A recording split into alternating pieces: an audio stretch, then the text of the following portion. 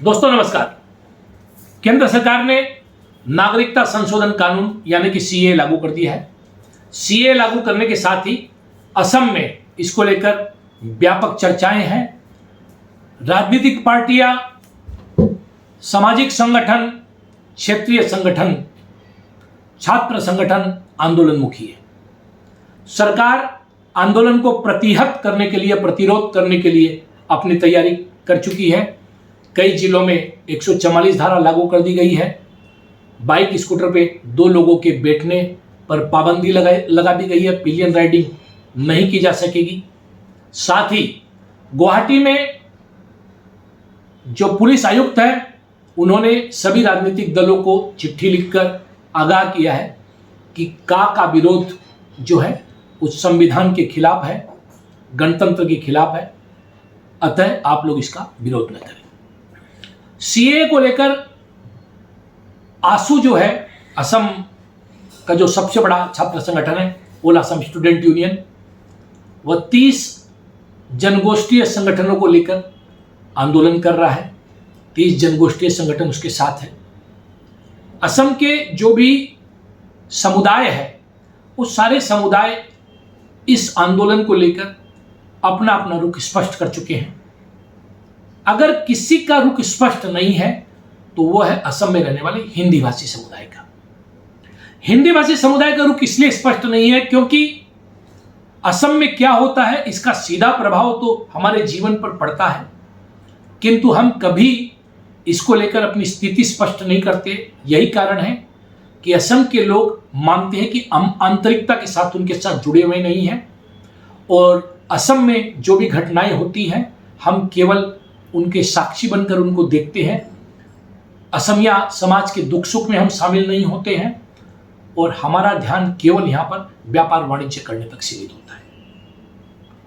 हमारा योगदान यहाँ पर काफ़ी है। यहाँ हम सामाजिक स्तर पर, शैक्षणिक स्तर पर, बौद्धिक स्तर पर, सांस्कृतिक स्तर पर, साहित्यिक स्तर पर योगदान देते आए हैं, दे रहे हैं। किंतु यह सब गौण हो जाता है जब हम किसी प्रमुख मुद्दे पर जिससे असम का समाज जीवन प्रभावित हो उसमें हमारी आवाज़ नहीं शामिल करते हैं। हम उसमें एक स्थिति को स्पष्ट नहीं करते, एक स्पष्ट रुख नहीं अपनाते। तो हिंदी समाज हमेशा पशुपेश में रहता है। हिंदी समाज के लीडर्स जो हैं वो भी पशुपेश में रहते हैं। कुछ तो पॉलिटिकल पार्टी में शामिल है, उनको दोष देना बेमानी है क्योंकि वो अपनी सीमाओं से बंधे हुए हैं।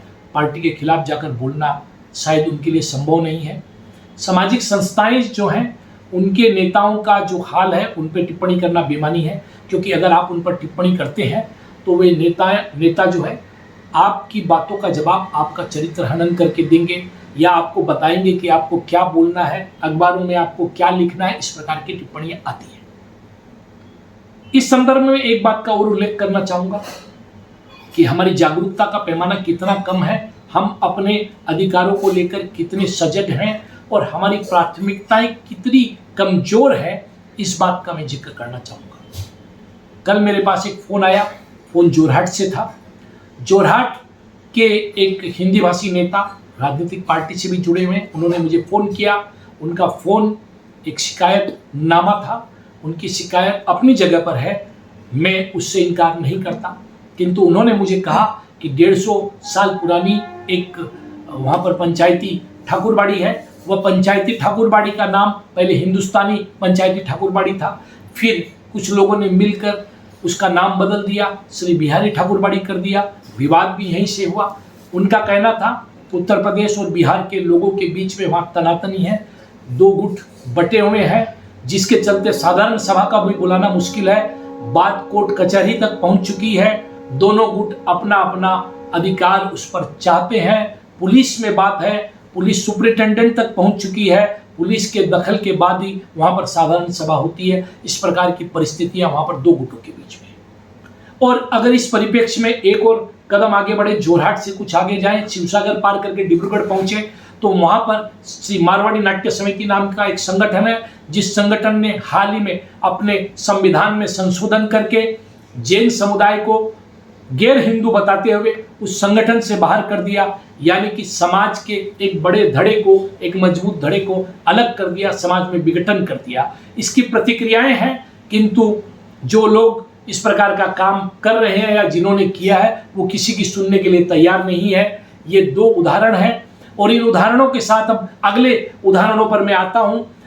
जितने लोगों ने मुझे फोन किया जोरहाट से हिंदुस्तानी पंचायती ठाकुरबाड़ी को लेकर या अभी श्री बिहारी ठाकुरबाड़ी को लेकर, उनमें से एक भी व्यक्ति का फोन मेरे पास उस समय नहीं आया जब कार्बी आंगलों में 1983 परिवारों को वहां से हटाए जाने की बात हो रही थी, उनके घरों को तोड़े जाने की बात हो रही थी, या कार्बी आंगलों में उपद्रवियों ने हिंदी भाषी हिंदुओं के घर जला दिए थे, या फिर गुवाहाटी के दिगली पुखरी में जो है हिंदी भाषियों को उनके ठेलों के साथ खदेड़ दिया गया, उन्हें व्यापार नहीं करने दिया गया, या अन्य इस प्रकार की घटनाएं कहीं हुई, या अभी जो तिनसुकिया है, तिनसुकिया के फिलोबाड़ी में एक मारवाड़ी व्यक्ति पर आक्रमण की घटना सामने आई, तब भी इनमें से किसी का फोन नहीं आया। किंतु ये लोग जब एक संगठन पर अधिकार के लिए आपसी लड़ाई करते हैं तो वो लड़ाई कांग्रेस और भाजपा से भी ज्यादा खतरनाक हो जाती है। ये अपने समाज और सामाजिक हितों को अलग करके और पूरी तरह से उस लड़ाई में मशगूल हो जाते हैं, एक दूसरे से लड़ते हैं। इनकी प्राथमिकताएं आपसी विवाद, आपसी अहम तक सीमित होता है। समाज का हित और समाज की बात इनमें से कोई नहीं करता। यही पूरे हिंदी भाषी समाज, चाहे वो मारवाड़ी समाज हो या बिहार उत्तर प्रदेश से आए लोगों का समाज हो या इन सब का सामूहिक समाज हो, इन सब के साथ यही बातें हैं। इनको अपनी प्राथमिकताएं पता ही नहीं है। यही कारण है कि बार बार इनको अपमानित किया जाता है, अनाओखमिया कहा जाता है, बहिरागत कहा जाता है। ये कहते हैं हमें असमिया समाज में शामिल किया जाए, शामिल किया जाना चाहिए। हम 200 सालों से यहाँ रहते हैं, हमारी जो है सभ्यता संस्कृति अक्षुण्ण रखते हुए हमने यहाँ की सभ्यता संस्कृति के साथ एकाकार होने की कोशिश की है। हमने यहाँ की सभ्यता संस्कृति साहित्य को हमने पलवित पोषित किया है। किंतु ये सारी बातें बेमानी हो जाती है जब हम यहाँ की जो मुद्दे हैं उन मुद्दों पर इनके साथ खड़े नहीं होते। सीए का मुद्दा होता है, हम उनके साथ खड़े नहीं होते। मारवाड़ी युवा मंच ने वर्षों पहले एक ऐसा प्रयास किया था, जब असम आंदोलन चला, मारवाड़ी युवा मंच उसमें संभागी हुआ और इन लोगों के साथ खड़ा हुआ, यहाँ के स्थानीय संगठनों के साथ खड़ा हुआ। उसका परिणाम था कि जो आंदोलन बहिरागत बोल के शुरू हो गया था, उस आंदोलन को फिर ट्रैक पर लाया गया। ट्रैक के 2 डिप्लोमेसी के तहत मारवाड़ी युवा मंच के लोगों ने काम किया। इसके बाद जब मधुसूदन सिकरिया मारवाड़ी सम्मेलन के अध्यक्ष थे, उस दौरान भी जब सीए का आंदोलन हुआ तो मारवाड़ी समाज ने उसमें पार्टिसिपेशन किया और कहीं ना कहीं अपना योगदान दिया। इस प्रकार की 1-2 घटनाएं हैं, किंतु हम कितनी आंतरिकता के साथ इसमें शामिल होते हैं या शामिल हो पाए, ये अपने आप में एक बड़ा प्रश्न है। हम उस आंतरिकता के साथ शामिल नहीं हो पाते। हम इनके दुखों को अपना दुख नहीं समझते, हम इनके सुखों में अपना सुख नहीं मानते। यही परिणाम है, यही कारण है कि यहाँ का समाज हमें बाहरी के रूप में देखता है, बहिरागत के रूप में देखता है। आज अगर हम पूछे सीए के बारे में, हो सकता है अधिकांश हिंदी भाषी ठीक से जानते भी नहीं। आज असम जातीय परिषद के महासचिव जगदीश भुइयां ने एक ट्वीट किया और ट्वीट में मुख्यमंत्री हेमंत बिस्वा शर्मा और सर्बानंद सोनोवाल पर सीधा निशाना साधा। यह बात यहाँ पर इसलिए प्रासंगिक है कि इस बात को सुनने, जानने और समझने की जरूरत है कि हमें किसके साथ खड़ा होना है। हिंदी भाषियों को राजनीतिक दलों के साथ नहीं खड़ा होना है। हिंदी भाषियों को असमिया समाज के साथ, असमिया समुदाय के साथ, बृहत्तर असमिया समाज के साथ खड़ा होना है। और इसके लिए हमें समझने की जरूरत है कि हमें कहाँ कौन सा रुख अपनाना है, हमें कहाँ किसके साथ खड़ा होना है, यह जानने की जरूरत है। और इसके लिए यह ट्वीट बहुत मदद हमारी कर सकता है।